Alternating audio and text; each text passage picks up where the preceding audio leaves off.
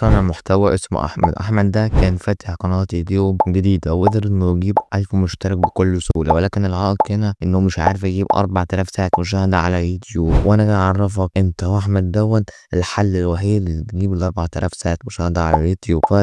فمش تنسى تعمل اشتراك في القناة وده دعم لينا طبعا، واعمل لايك للفيديو علشان يوصل لغيرك ويستفيد زي ما انت استفدت. تعالى أعرفك تعمل ايه وتعملها ازاي. بص، عشان كلنا نبقى فاهمين الموضوع ماشي ازاي هنحتاج شوية حاجات كده: صبر، جهد، عدم يأس.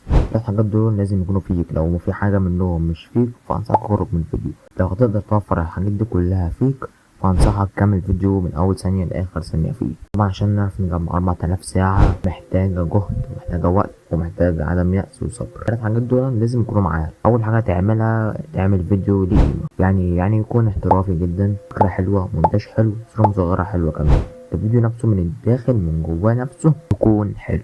لازم لازم لازم لازم. بعد كده رقم 2، عمل فيديوهات مدتها طويلة.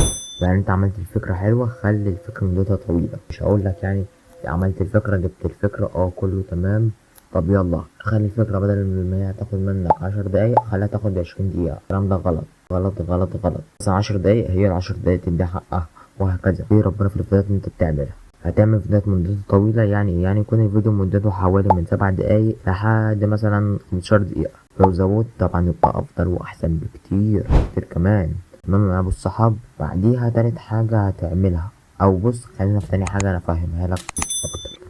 بص يا صاحبي، لو انت عملت فيديو 20 دقيقة مثلا، فلو واحد اتفرج عليك من أول ثانية لآخر ثانية فيه، وده اللي هنفهمه في النقطة اللي جاية هتعملها ازاي كده، يبقى انت عملت يعني، أو هو عمل ليك 20 دقيقة.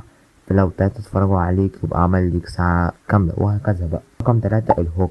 علشان تعرف تاخد أو تخلي المشاهد يكمل لآخر ثانية، فلازم تعمل تشويق، لازم نعمل إثارة. زي دلوقتي كده انت بتتفرج عليا لحد وقتنا هذا، وبص وانا خليك توصل لاخر نقطة كمان. طريقة الهوك ودي اللي هنفهمها في الفيديو الجاي. طب يا صاحبي، رقم 4 وهي الصورة المصغرة. الصورة المصغرة دي طبعا اهم حاجة على اليوتيوب. ليه؟ لان الصورة المصغرة دي هي اللي هتجبر المشاهد انه يخش على الفيديو. طيب لما يخش على الفيديو هيلاقي ايه؟ لما يخش على الفيديو هيلاقي ان انت عامل جذب انتباه، الفكرة كويسة، هيبدأ يكمل معاك. طبعا تعمل هوكات. طبعا في الفيديو اللي جاي هوريك ازاي تعمل هوكات.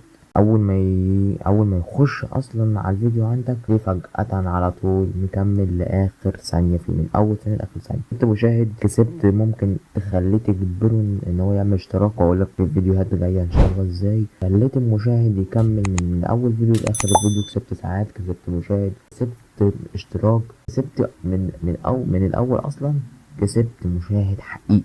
تمام يا صاحبي؟ طيب بعد كده طبعا هيعمل لك ساعات. دي حاجة احنا عارفينها ان هو بقى يعمل لك ساعات لانه يتفرج عليك من اول ثانية لاخر ثانية. قول ايه رأيك تحت في الفيديو. بس كده قولي ايه رأيك تحت في الفيديو بسرعة، ومش تنسى تعمل لايك واشتراك في القناة عشان يوصل لغيرك وتستفيد زي ما انت استفدت. اعمل تعليق تحت بفكرة جديدة نعملها في الفيديو اللي جاي ان شاء الله. وبس كده مطولتش عليك، اشوفك في الفيديو اللي جاي. سلام.